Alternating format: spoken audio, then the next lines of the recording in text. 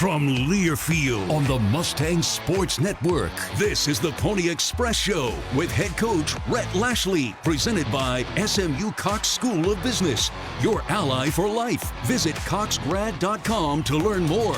Now at Ozona Grill and Bar on Greenville Avenue, here is your host, Rich Phillips.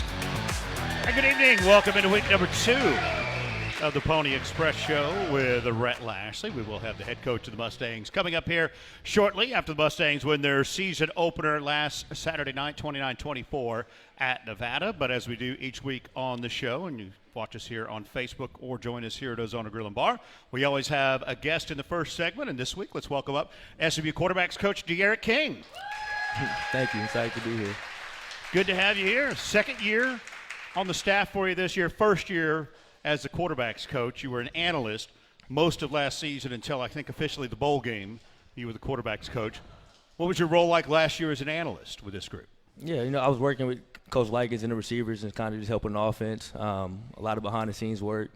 Learned a lot my first year in coaching, and I'm just super blessed to be here right now as a quarterback coach. So it's been great ever since. You had a long career, like a lot of guys get long careers these days in college, especially with the COVID year there too. You played quarterback both Houston and Miami, over 8,300 yards, 76 touchdown passes, ran for over 2,000 yards and 32 scores. And you even caught 61 passes in your college career for 520 yards. That was primarily at Houston, of course. Was it fun to get to do it all? Yeah, it's super fun. I love football. I've been playing football my whole life. So, getting to play receiver and quarterback and kick return, punt return, it was a fun time for me playing college football. I loved it. I was asking you about that because I remember when you were in Houston those first couple years playing wide receiver. Now, part of it is you had a guy in front of you named Greg Ward, who was kind of hard to unseat. Part of it was, I guess, necessity? Yeah, no doubt. Greg was a decent player, right? He was really good. He was really good, and I was blessed to come my freshman year and learn from him, right?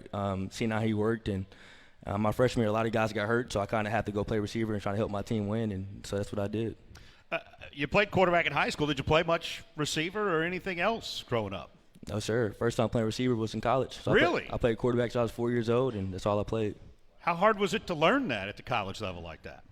And let's be honest, you guys threw the ball around a lot there at Houston too. Yes, sir, we did. I wouldn't say it wasn't super hard, right? Because having the quarterback mindset, playing receiver, I think it actually helped me. I wasn't the best at like running routes and like the technique of it, but learning the position, knowing when I was getting the ball, knowing what's open. I think playing quarterback my whole life kind of helped me transition well to play receiver. Played pretty well at Manville High School too, where you set the 6A career passing touchdown record. You broke the record of Kyler Murray. You held it. You threw for 140 yards. I had to ask you if you still held it because you never know these days, right? Yeah, I think I do. Over 10,000 yards. What kind of prep was that for you at Manville High School to get ready to be a D1 quarterback? Yeah, I think playing at Manville it was a great experience. My freshman year, my dad was a coach. I played at a private school, and the time I went to Manville, every quarterback in high school history had went D1, right? So it kind of had a certain expectations on you being a starting quarterback. I had really good guys in my room. Kyle Trask, who's the backup quarterback for the Buccaneers. Me and him were the same grade. So I played with really good players. Coach Martin was a really good coach, and I kind of got the experience of big-time football before I got to college. Your last 2 years, you played at Miami. Rhett Lashley, of course, was your offensive coordinator when you were there. Then you went to a few NFL camps here and there. When did you know that coaching might be the next stage for you in life? I think when I was in high school, I always knew I wanted to coach, right? I just didn't know when I was going to get into it, right? And I'm very realistic with myself, right? So signing an undrafted free agent deal with New England, got cut very soon. Ended up being on practice squad for Carolina Panthers briefly, and then obviously had a really good relationship with Coach Lashley, and he gave me the opportunity to come coach. And when I started coaching, I fell in love with it. So I think it happened before I thought it would, but I'm so glad it did, right? I think God has the perfect plan for you, and I think I'm here for a reason. So. What was he like to play for? What does he like to work for? He was, and of course he's sitting over here. So. Yeah, I got to watch what I say, Ron. No, he was really good to. I had a bunch of different coaches in my career, right? And I think the thing about Coach Lashley, which I learned a lot, like he communicated very well, right? He never, was a big screamer and yeller. He got hot a couple times, right? Mm-hmm. But he was very calm for the most part. He communicated well, and he listened to me, right? Like we had conversations like, hey, what do you like? What did you see? And I think, that was, one of the best things I took from being coached by him.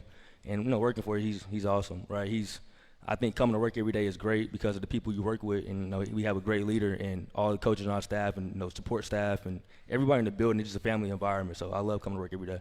Your position group might be one of the deepest spots on the team. Two guys have starting experience, of course, and I think Keldrick Luster's got a pretty good arm there. For your third guy, you guys have a real good trio right there, don't you? Yes, sir. We have I think we have one of the best rooms in the country. Right? I think we got 3 really good quarterbacks. They all had good camps, and it's a blessing to have all 3 of those guys in our room, and I think they pushed each other the right way. So it's been good, and we're looking forward to having a great year this year. Preston Stone wasn't a full go in spring after the broken leg that he had late in last season. Was a full go come August. Was it a little rushed? Maybe he was a little off, obviously, at the start of the game Saturday night against Nevada. Yeah, I think it's I thought he finished the game really well, right? Week 1, week 0 is always kind of getting in rhythm, and I think he didn't start the game. We didn't start the game as a team well, right? But the way we finished the game, that's who we are, that's who we want to be, and I think Preston, played great and helped us win the game. So when things start off for the way it did for him on Saturday, what kind of things are you talking to him about on the sideline during the game? I'm just trying to help him stay calm, right? He's a very calm person, but I'm just trying to put in his head, hey, we're gonna be fine. Next play mentality. And I think when you're playing quarterback at Division I level, you got to have that mindset to be successful. So I think we handled it well. Wasn't going our way. Ran into a little bit of adversity, but we finished the right way. And I think this team is what we preach is to finish. So we did that and won the game. It was good. Surely his position coach has some struggles that he could share how things went, right? Absolutely. I've been in tough games and started bad, threw interceptions, and you got to just keep fighting and push through and trust your training. And I think that's what he did. And you can see in the last 2 or 3 drives he balled out and won us the game. So Kevin Jennings did play the 3rd and 4th series in that first half. Boy, I thought he looked as sharp as he could when he came out. What did you think of his play on Saturday? Yeah, I thought he did really good. He got in the game, the 3rd and 4th drive, and he did exactly what he was supposed to do when he got in there, right? Moved the ball down the field, played within offense and just made plays. And I thought he was calm, got completions, took off when it wasn't there. So I thought he had 2 good drives. Feel like it's a luxury to have 2 guys like that we're not worried about who starts? Absolutely, right? You want to I think at every position on our team, we're super deep, right? From DN to safety to quarterback to corner. So we want to create competition and we want to push each other. So having 2 or 3 guys in our room is always good. What was the talk like at halftime Saturday? Was nervous, concerned? No, I wouldn't say anybody was nervous, right? We were just all in there, coaches and players trying to figure it out, right? I think we had a really good game plan. We just had to execute a little better, and I think our players did that in the second half. And if you watch the first half, second half, I think in the second half we were a totally different team. That's who we want to be, and I think that's who we will be moving forward. So post-game locker room was a lot better, though, right? Absolutely, right? It's super hard to win in college football, and when you do, you got to celebrate it, right? So hats off to our guys. They played their tail off in the second half and won the game. All right. Well, De'Eric, appreciate you coming in here tonight. Let's hear it for SMU quarterback coach De'Eric King joining us here on the Pony Express Show with Rhett Lashley. The head coach will be up here in a moment. Don't forget this season we take questions, all things Mustangs football for the coach. You can submit them online during the week at SMUMustangs.com. You can also submit them with our staff here on site at Ozona Grill and Bar. And we'll have the coach up here next on the Pony Express Show with Rhett Lashley.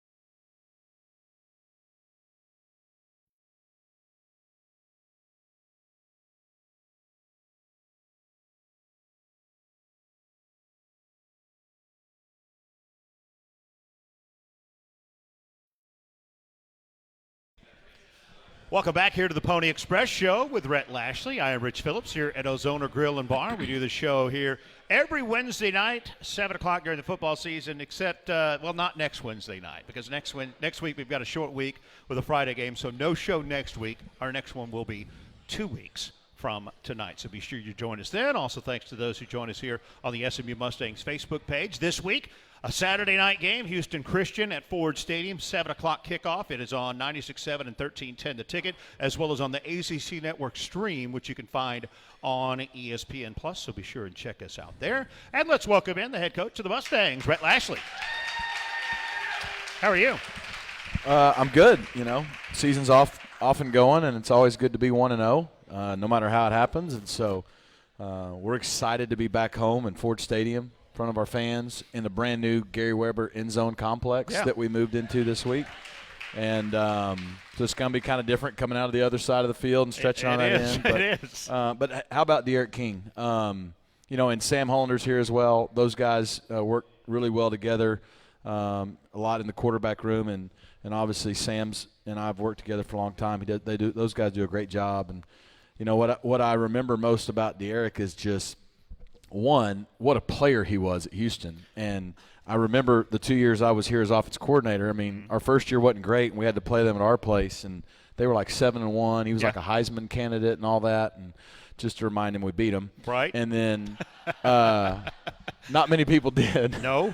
And then I was so relieved the next year when we went to Houston that he was injured and not playing, because I didn't know if we'd beat him twice. Sure. But then to get to coach him and just you got to see a little bit of his humility and the confidence he has, but it's so humble. I mean, look, let's call it like it is. He had an incredible high school career. Yeah. Kyle Trask was his backup and got drafted in the NFL. Right. And then when he came to Miami, he changed the culture of that program. One person, just when he stepped in the room. So he's going to be a star in this business, and we're excited he's on our team. Well, and it was a good start for your team results-wise, 29-24 final score on a Saturday night. Thrilling way to win, but I kind of felt like when we talked to you on the postgame, it was mixed emotions there. Thrilling way to win, but not thrilling to get there. It wasn't enjoyable, no, for any of us. But we won, and, just a really poor first half, particularly the first quarter. Very sloppy for us, a lot of holding penalties. We had, a lot of hands to the face stuff. Just a lot more penalties than we're used to having. I think we had 11 penalties in the game, 10 in the first three quarters. And so offensively, we never got in a rhythm. Defensively, we were okay until the snap went through our punter's hand, gave him a free touchdown, and then, at least we responded pretty quickly. But we never got in sync. We weren't playing great. They were playing well. And you go in, you give them the touchdown right before half, you go in down 17-10 on the road.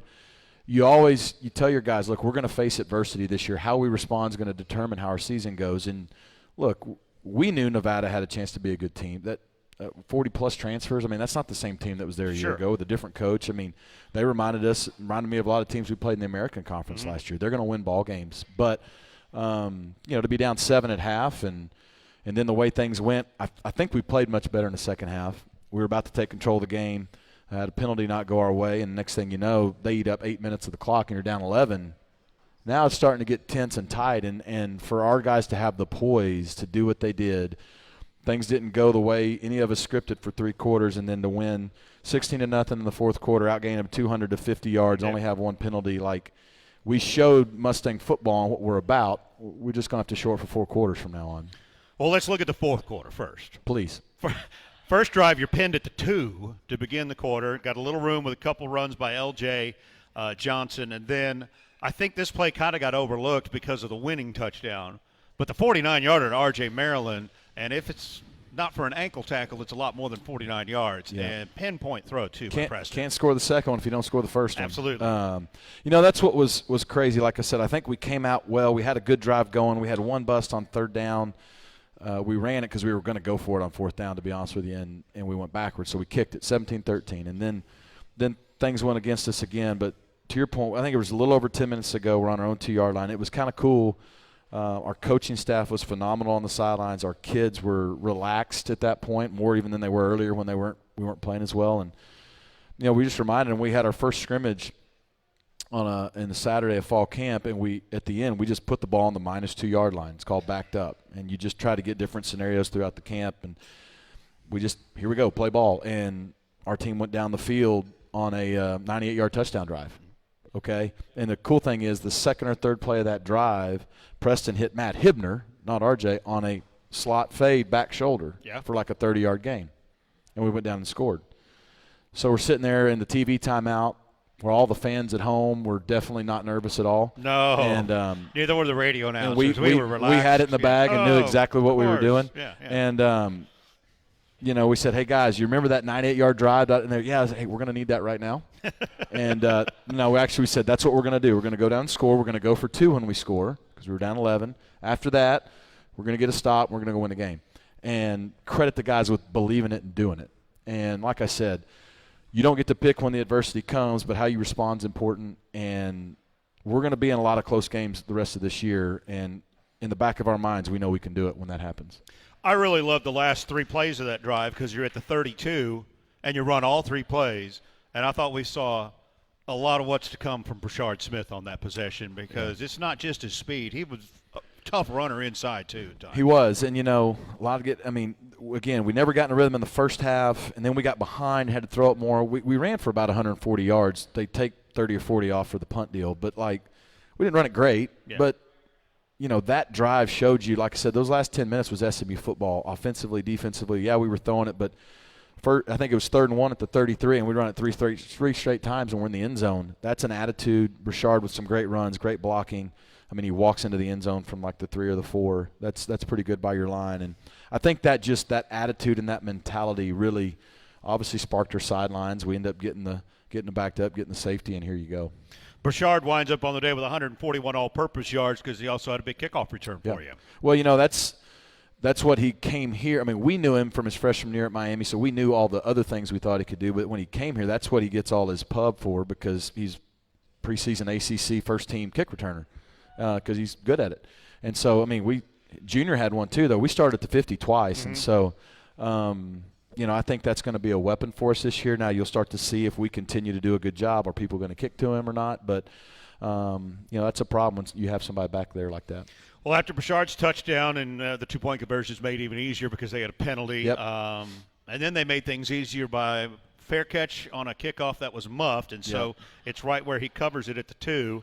And on 2nd down, I mean, Tank Booker just walked his man backwards about 5 yards and then made a tackle. We've seen that ourselves in camp. I mean, he's walked us backwards a bunch, and but that was big. You know, the play before they tried a quarterback sneak, and usually you can pop out 2 or 3 yards there, and we stilled him up there, and CJ came in off the side and almost got a safety there, and that's a big deal that goes overlooked because now as the offensive coordinator's going, well, I can't even sneak it out of here. Okay, I'll go get back in the shotgun. Yeah. And, you know, obviously then Tank just walked him back. Jafari came over and made a big play, and that just kept the momentum in our favor and helped us flip the field again. Next drive didn't quite work out, but then defense forced a 3 and out to get the ball back. You're at your 17, I think, with 3:31 to go. That's plenty of time for you guys. 9 plays, 83 yards, 2 minutes and 13 seconds. And, man, what a thing of beauty for R.J. Maryland on that last play. It is. I mean, again, as bad as we were at times to go 98 and 83 in under 2.5 minutes both times when you needed it, I think that, again, shows a lot of the makeup of our team. And I think you see the defense, again, the way they played in the second half, big stops when we needed it. Again, you don't get to pick how you win. De'Eric said it. You celebrate all wins in college football. All wins are hard. And, you know, people are going to say what they want. That's not a bad football team. And we found a way to do some things a lot of teams couldn't do. I don't know what the probability would have said on ESPN.com, but I bet not much. I bet when we were on our own 2-yard line, we were in the low 20s. Yeah. And, you know, I think, again, we're going to need to be able to draw on that experience later this year. R.J. Maryland winds up with 8 catches, 162 yards, and a touchdown. And as near as we could tell, Chris Smith and Herman Hudson and I were looking things up this week. Nearly as we can tell, that's the best day ever by a tight end in SMU history. I mean, how many days does Chris need to figure that out? He's at like 4. Chris is my guy, so I can give him a hard time. Again, you know, we tried to get him the ball early in the game, and, again, nothing was working. I think you saw even the first drive of the second half. We got him going. Mm-hmm. Preston found him a couple times. We went down and kicked the field goal. look, RJ is a weapon out there. He gets matchups. That was a big safety that got matched up on him twice, and that's in our favor. And Preston identified it, found him, gave him a chance, and he made the plays. After a rough first half, Preston Stone does throw for 213 yards in the second half. What was the difference for him from first half to second half? I just think it was offensively and as a team. Like Derek said, I mean, it wasn't like we were dirting the ball on the ground and missing throws. And, I mean, the interception, second play of the game was a miscommunication by him in the wide out. First game of the year, it wasn't like we were throwing the ball into double coverage and doing so I thought both him and obviously we talked about Kevin came in and his second drive gave us a spark. We went down a big 3rd and 16 conversion to Rooster, and we score, and that was big. It just, again, as a quarterback, I don't think either quarterback was contributing to our ineffectiveness. It was get a first down, go backwards because of a 10-yard penalty, and those things are just hard to overcome no matter who's playing. So I think we stayed ahead of schedule, much better offensively, less penalties. We got in a little bit of rhythm. We had balance, and we made plays. You told us that the plan all along was to bring Kevin Jennings in the 3rd and 4th series of the game. Man, he looked sharp. I felt like a couple of those RPOs, if you're trying to explain to somebody how to run an RPO, you show him the tape, especially the little dart he threw to the sideline when he was running with the ball. Yeah. On the right side. Yeah, to Romello over there. But that's what Kevin does really well. I mean, Kevin does a really good job of throwing from every arm angle you can think of, like from up here all the way to here, somewhere in here, and he's accurate. And it's a special talent. But, again, I think you saw a guy that is comfortable out there just like he was at the end of the year last year, and you're going to continue to see him play. Did you think about riding him a little bit longer? Well, no. Here's why. Because we went into the game and we told the guys what to expect. And I think, Derek's played quarterback, I've played quarterback. A lot of times you don't have multiple guys playing, but it's like, look, let them know what to expect. The hardest part is when you don't know. And so, hey, we said, Preston's the starter. He's going to go the first 2. You're going to play the 3rd and the 4th series. And so, hey, no matter what Preston does in the first 2 series, you're going in. And you have to be able to stick to your word as a coach. And then, hey, but also so that's for Kevin's psyche. But for Preston's, it's like, look, no matter what he does, you're going back in. And then we'll play it from there. We get to halftime, and the way things go, you start the second half. The intent was probably to play more. We didn't have a set time. Mm-hmm. And then, like I said, that 8 or 9 minute drive, and that it shrank the game. And at that point, it wouldn't have really mattered who's in. You start to go as a coach, okay, if I start doing this and neither guy can get in a rhythm, we're going to run out of time. And you got to make a decision. And he was our starter. He was in, and we rode with it, and he played well, and it worked. But we believe in Kevin, and like I said, you're going to see him this week.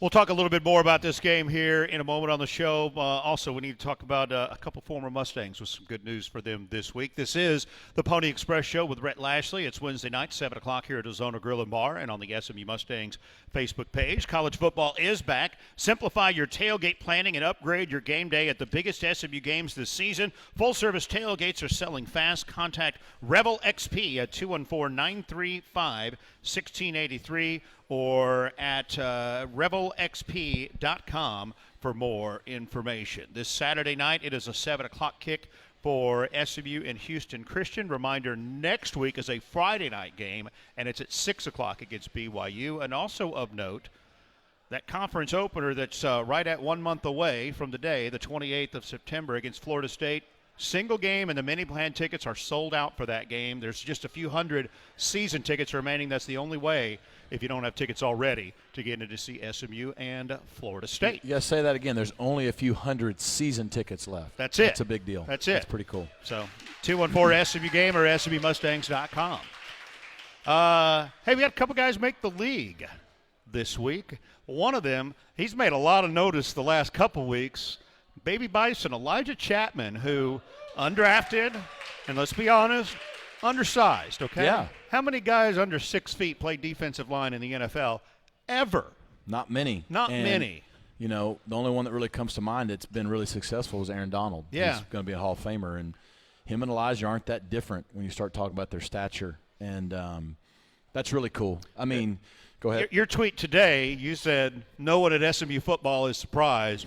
I'm not either, because that highlight that made the rounds last week of him chasing down the running back for the Falcons when he was 6-8 yards behind him at the start, that's the guy we saw play for 5 years here. I mean, what he did here is really, really special, and it's going to be very uncommon in college football anymore to go somewhere and stay that long, right? Yeah. That's why his picture's up in our defensive line meeting room in our new building, which I think is very deservedly so, and that was before he made the Giants. Like, what he did and what he brought to the table, and then being a captain and being a guy who really helped us win a championship. He gave a lot to SMU, but to your point, all of us that watched him play or knew him, we saw the motor, we saw the explosiveness, we know about his strength and his power, and he's just a great story on, man, let people doubt you all they want. Yeah. I'm sure all he ever got doubted, he's not tall enough, and somebody in New York thinks he's tall enough. He's strong enough. We knew that much. Well, we knew that part. No one doubted that part. His speed, too, is what I think catches a lot of people off guard. We knew it, but I don't think a lot of people and not only know his speed, just his motor, like the way he plays, right? Like just he is going to play with a relentless effort until he just can't go anymore, and I think that's special. It's a lot of times how guys who might have a few things against them, that's how they make teams. Yeah. When they see that. Coaches see it every day from him, not just on those game days. Yeah, and I'm telling you, he's going to give people a problem because – where people want to talk about your height, right, that's a strength for him because you got a big 6'7" left tackle in the NFL. That dude's going to get under his pads a lot, and that's a problem. He can't bend low enough to get down there. And when he gets low and he gets under you, the low man wins in football and that power he has. I'm just telling you, you ask any big-time offensive lineman, they'd rather see 6'3" over there than Elijah Chapman. And then just a one-year guy for us, but a pretty good one last year, Charles Woods at corner, and he made the Rams roster, also undrafted. So awesome, yeah. And you know, I'll never forget. I mean, I think the Tulane game is one that comes to mind where he was probably the best, DB on the field, and just, what he brought to us for a year to show the younger guys that are still here, like how a lockdown corner, how a number one corner should act, and being a local young man as well that came back home to do it, I think is really cool. So we're excited to continue to celebrate more NFL guys, and I think there'll be more good news rolling in the next coming days on guys. Yeah, I suspect so. All right, let's get back to Saturday night a little bit. I'm going to tell you right now, I don't know if we can trust you sometimes. Because 1 week ago in this very room, got to keep you guys off balance. You told us that, no, you always take the ball because the odds are you never say always and never. Whoever scores first You never say wins. Always and never for this reason, but go ahead. Yes. You said you always take the ball because – the question was asked, maybe by your boss, why don't you defer? Don't you know Rick the analytics? It was asked by Rick H. And then I'm relating that story as their players are out there for the coin toss on the radio broadcast Saturday night. And I said, so we know what's going to happen if SMU wins the toss. And then Adam Savoy, the referee, announces SMU won and deferred. And I looked at Scott Garner and was like, what happened here? You can't have too many tendencies in football, man. Like, all right, so here's what happened. And it probably won't happen. And it probably won't happen again based on how the first quarter went. But we go. It's supposed to be a beautiful night in Reno, Nevada, whatever we want to say, and it's going to be highs in the 60s and just beautiful. And if we don't show up and it starts raining sideways, cold, rainy, it's 50s. I mean, it wasn't miserable cold, but it wasn't pleasant cold, and it's really windy. More importantly, windy. The wind's even worse than the light rain in terms of throwing and kicking the ball. And then, at first, hey, it's going to be out here by 4:30. Okay, game kicks at 5 local. Well, no big deal. And so I'm kind of waiting as long as I can because I do want to take the ball. And then Josh Nash comes to me and goes, hey, and then Frank, our equipment as well. They're both, hey, it's probably going to be like 5:15, 5:30 before it gets out of here. So very beginning of the game is probably going to be a little messy, and then it'll clear up and it's going to be fine. And I'm like, well, then we're going to put our defense out there, one, because we like our defense, and two, I want them to have more early plays and that crap than we do. Sure. I mean, so there's exceptions to every rule. And if we don't come – I've told Jake Bailey what to do. They go out, and I'll be darned if we don't walk out to run out and the sun's coming out. Yeah. So whatever, I've already done it. I've already told the defense, we're going to put you guys out there. And so it's not like I can yell at Jake, say, hey, and so it happens, and I'm walking down the sidelines, and I just make eye contact with Rick H. And he told me he's smiling real big, and I just kind of winked at him like, what did you expect me to do? So that's the story. That's what happened. And it, like I said, told you I think after the game, don't get used to it. I was as much excited that we won the game because we won the game and also because I could ask you about that. Because I wasn't asked if we'd have lost. I know. Everybody keeps your seats around here, so it's all good.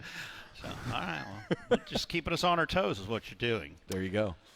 Well, it's probably cliche to say this, but is there something good that comes out of a season opening loss, or season opening win, where your team struggles a bit? Do you take something? Yeah, I mean, look, you don't want to play poorly. We started really well the last 2 years. Week 0, week 1, whatever. Your first games are always unique, and you just, even when you think you know what you have with it, you just don't know sometimes till guys get out there and it doesn't matter.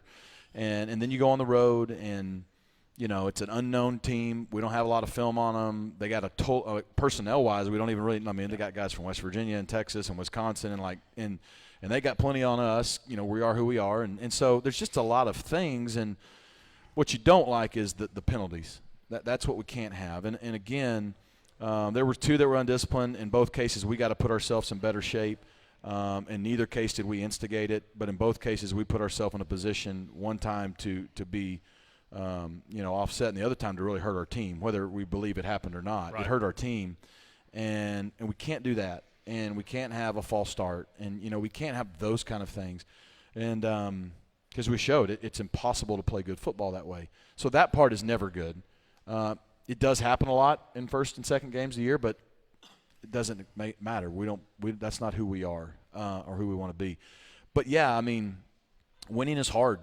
And a lot of times if people were looking at the script, they're going to go, okay, SMU's going to beat Nevada. And then who knows it? And then so-and-so comes to town. Then we're going to really find out. Well, maybe, but we found out a lot sooner. And so, honestly, it's going to be what we make of it. If we allow that to be what the narrative is around, at least people stop talking about us. Great. But if we allow it to be this Debbie Downer, maybe we aren't this or maybe we aren't that, then, yeah, it can have a negative effect. Or if we take it and go, okay, one, we learned a bunch of things. We learned we can't just kind of show up, right?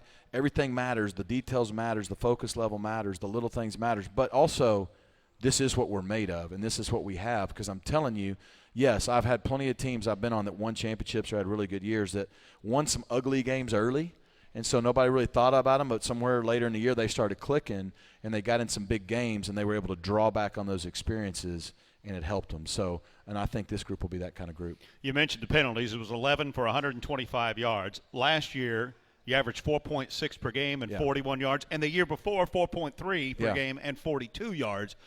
Pretty out of character for your guys.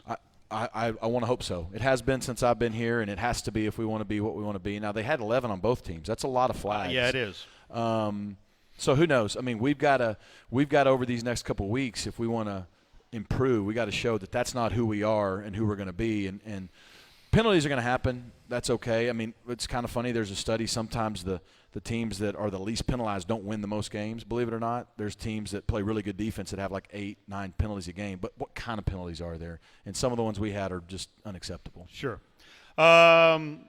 Any other 1 or 2 things you look at that you're most concerned about that immediately have to be corrected going into this week? Honestly, I mean, we played a pretty good game on special teams. Now, yes, we missed a 51-yard field goal, but we made a 52-yarder and a 35-yarder. And, yes, the snap was a little high and went through our punter's hands, and it was a disaster. Those 2 things overshadow the fact that the only times they brought the ball to the end zone, they started inside the 20 all 3 times. Mm-hmm. So our kickoff coverage unit was great, and we were kicking touchbacks. Punt return, Junior never really got a chance to make a return, but, we almost blocked one, really probably should have. And we did a really good job of getting the field position we needed. And then on the kickoff return unit, we brought the ball to midfield twice. Yep. And we did protect the punts well. So a lot of the things were good, overshadowed by that. Again, we've talked offensively ad nauseum. Defensively, we got to get off the field on 3rd down. And we just know the way this season's going to go. I didn't see anything that tells me, oh gosh, we got a big problem here that we're going to see later, if we do our job and we continue to get better and better each week, the first couple weeks of the season. Depth chart for this week's game does show some movement on your offensive line. Tell us a little bit about that. Yeah, I mean, we're, Coach Justice and I and our staff, we're just, you go into the first game and you're trying to say, okay, what is best for this team?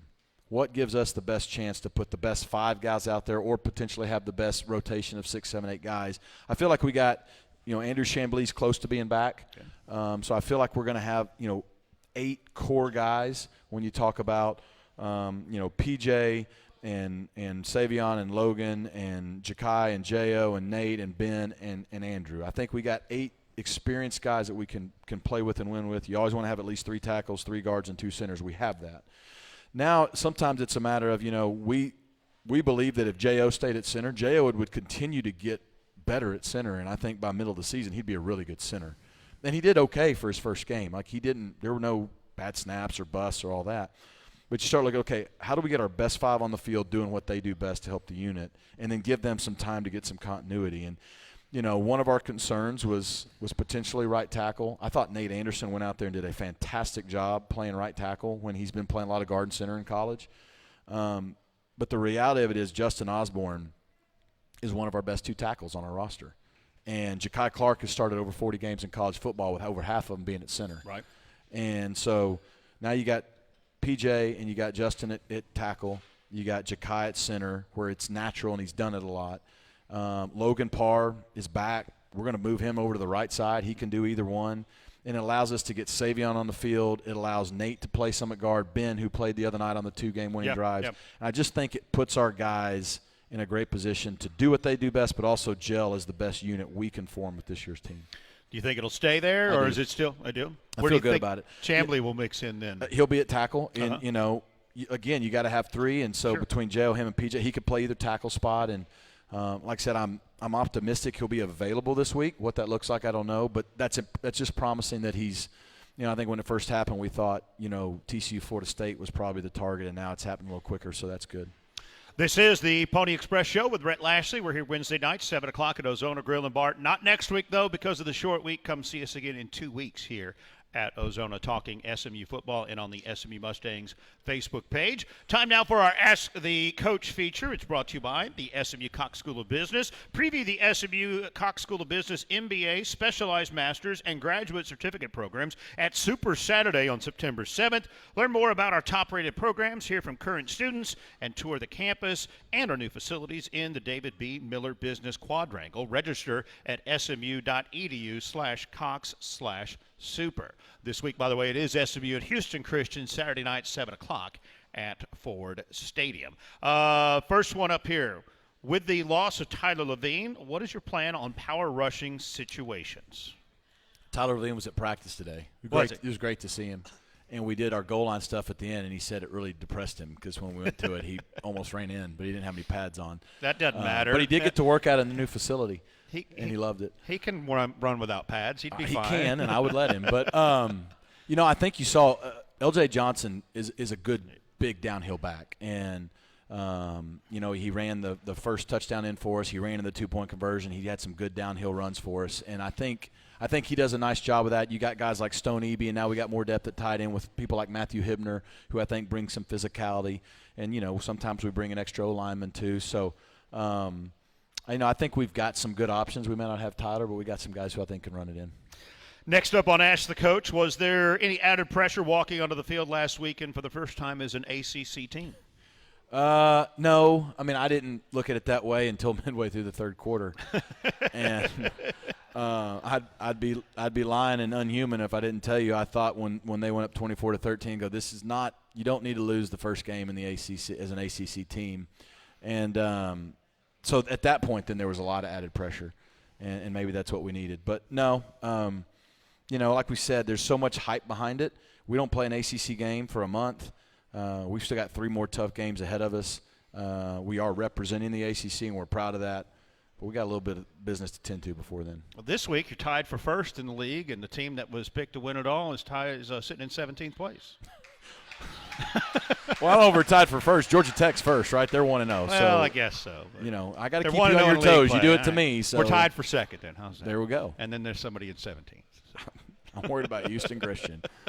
Next up, who are some players that are further down on the depth chart, some young players, but have already shown some great promise for the future here? I messed up. Whose question is that? Who wants to take – all right. You were first last week when I finally asked. Okay.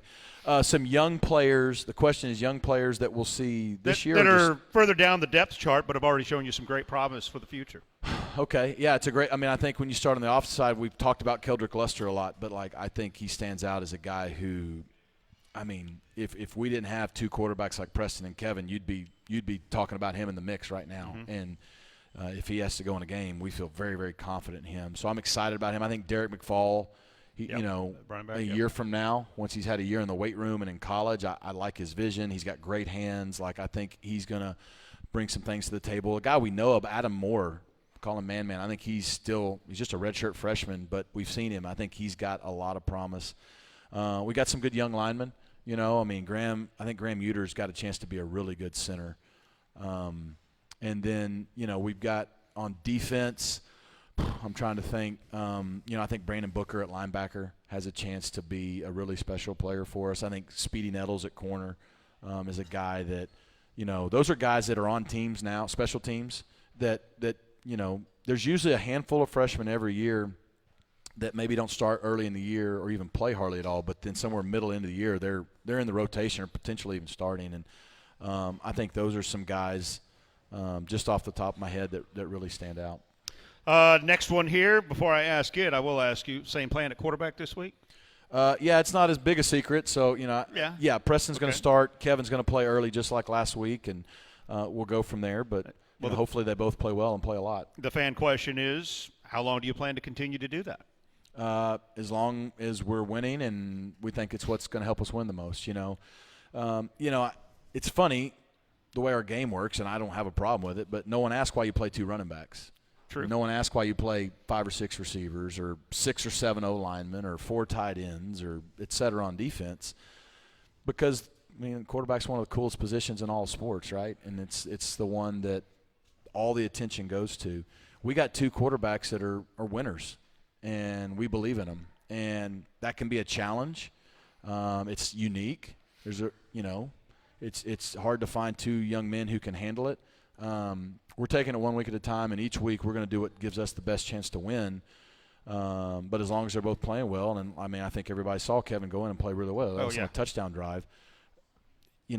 What kind of coach are you if you don't play a kid that deserves to play? So that's who we're going to be as a program as long as I'm here. Along the lines of what you just said, I've always thought it curious that you'll play 8, 10 defensive linemen, but you're playing a little more on the offensive line, but largely a lot of places play 5. And that's it. And the reason you do it everywhere is either A, maybe you don't have the depth drop-off is different, but a lot of times it's like I said in the second half, like if you start doing this, who gets in a rhythm at quarterback, at running back? A back needs 10, 15, 20 carries to really feel it. At receiver, at O-line, you can play multiple guys, and Guerin does as good a job as anyone I've ever seen doing it like we did last year, but you still need your core guys to get – because they learn how to work double teams together and pass off, twist, and pass together. There has to be some continuity, and so that's the reason that a lot of people do it, and a lot of people in the past have been like, man, I got 2 really good quarterbacks, but I can only play one. And, again, we're going to take it week to week. We believe in those guys. Preston's our starter. He's earned that right.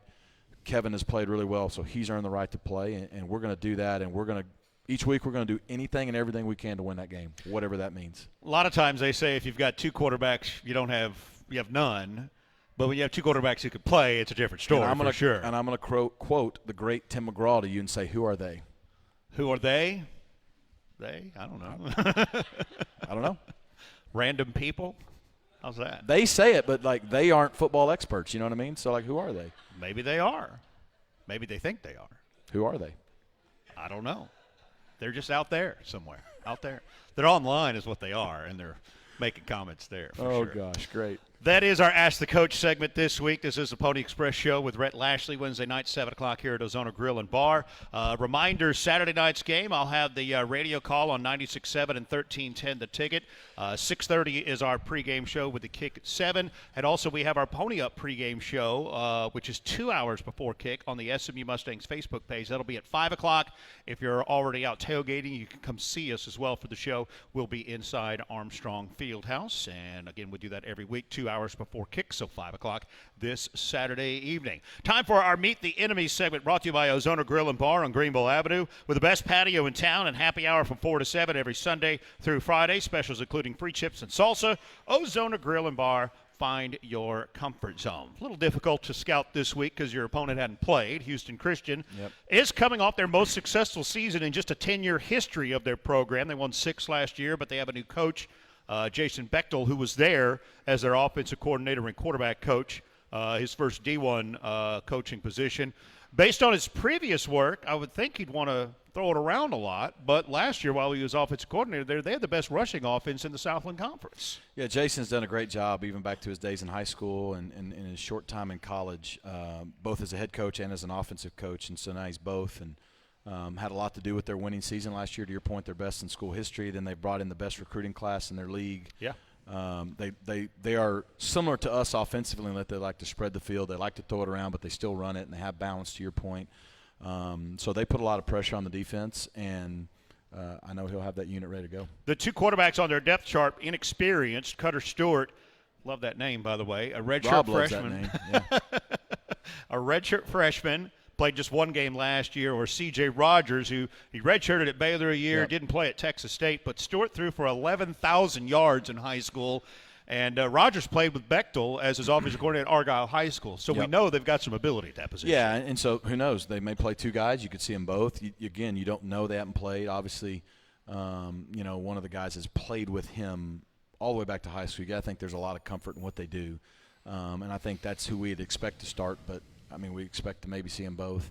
To your point, you usually have one game where you have no tape on the – like, we have some tape on what they did offensively last year, and we have we know who the defensive coordinator is, so we have some tape on him, but not with their personnel. And so you're still trying to – there's some unknowns there. Yeah, the running back, Champ Dozier, played 4 games last year, got hurt, was good in those 4 games at the start of the season. Very small, quick back, too, out of the backfield. Mm-hmm. Yeah, I mean, again, it's going to come down like always. They're going to spread us out a lot different than what Nevada did.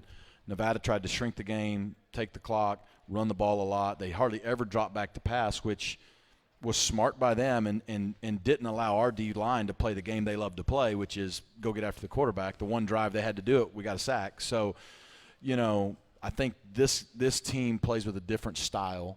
Again, they're more like us offensively. All right, well, this week, I think it was Sunday, was a big day for your guys, wasn't it? It was. After they rubbed the sleep out of their eyes from a early morning arrival from Reno. Yeah. Landing at 4 a.m., I believe. Is that what time we got back? I think so, yeah. They got to see their new house, their new locker room. I think we went to bed at like 5-something, and then they had the first day of school the next day, so there's some house cleaning stuff to take that afternoon. But that night about 7, we were able to have a team meeting. We were able to say goodbye to the Lloyd All Sports Center and walk across our field, and it was really cool to see the faces of our guys, get to see the weight room and to see the training room and to see the locker room, which I think is the one that's been posted, and go upstairs and see the meeting room. The place is massive, and it takes us a while to walk around now in there, so we're getting used to it. And it's not even completely finalized. I mean, it's movable to be in it, but there's still some finishing touches. There's so many players that played before these guys that had such a hand in that building being built. Yes, someone like Gary Weber and Bill Armstrong and so many other donors gave a lot of the money to be able to do that. But there's so many. I mean, you think of a Tyler Levine. Yeah. What he did for that. You think of a James Prochet. You think of a Kelvin Beecham. You think of a Cole Beasley, a Cortland Sutton, and you can go all the way back to the early 2000s. And there's so many guys that have a lot of sweat equity in that building. And so it was really cool to see that experience, though, and we're just thankful. Really, attitude of gratitude is what we're going to have about it. Are your offices moved there yet? We are. We're over there. I mean, we got what we need. We got a computer and something to write with and some film. Well, I look forward to him coming out from the south end zone for the first time ever. It's going to be fun. I'm excited. The game day experience is going to be totally new. We have an incredible staff that Rick and his team have brought in, and they've got some great ideas to create, to build on the traditions we have and create some new game day traditions. And there'll be some new things, obviously coming out of a new end zone. And we got some awesome sound system now and like 2 big screens and a pretty cool place to live. I mean, that weight room is so it's just I'm excited for our guys to get to play on our home field where we have Coach King is at the 4th longest, 6th longest home winning streak in the nation right now. Yeah, I know. So in Ford Stadium in front of our fans. And the cool thing is about the next 2 weeks is they're night games, which A's not as hot. Yes. But also what it means is everybody gets to boulevard all day. There you go. Be in the stands before kickoff. I'm looking at all of they. Yeah, right? that's who Be they in the are. stands before kickoff. Help us win and celebrate the win after. and that's what I'm excited about. We even get an afternoon game for the next one after that. So there you go. TCU. Yeah, it's not 11 a.m. It's not 11 a.m. That's we don't a big have to reverse plus. Boulevard for a while. No, that's a big plus. Hopefully, we don't have to do a whole lot of that this year. Well, we look forward to it. Saturday night, 7 o'clock, SMU and Houston Christian. It's on the ACC Network stream that you can find on your ESPN Plus. I'll have it on 96.7 and 1310. The Ticket with Scott Garner and Steve Lansdale. Again, 6:30 will be our pregame time. 7 o'clock is the kickoff. Reminder, no show next week, so come back in 2 weeks. We have a bye that week, but we'll have plenty to talk about at that You got point. a special guest coming that week, but I'll Do let it? I'll Yeah. let everybody wait and see. Yeah, I do I know who about he's that. going to be. He's Yeah. a lot of fun. I think I know who that is, too. Big thanks to Kevin Knox and Cox as always. Yes. I'm waiting for Kevin to invite me to come speak to a class or something. Like, I want to teach or something. I don't know what I could teach, but You're going to be there next week. Look out. Oh, man. Give me the bye week. And thanks to De'Ara King coming out this week. Thanks to everybody joining us here as well. And we look forward to seeing you again here in 2 weeks for our next edition of the Pony Express Show with Rhett Lashley. The Pony Express Show with head coach Rhett Lashley has been presented by SMU Cox School of Business, your ally for life, and hosted at Ozona Grill and Bar on Greenville Avenue. Find your comfort zone. The preceding has been a Learfield presentation on the Mustang Sports Network.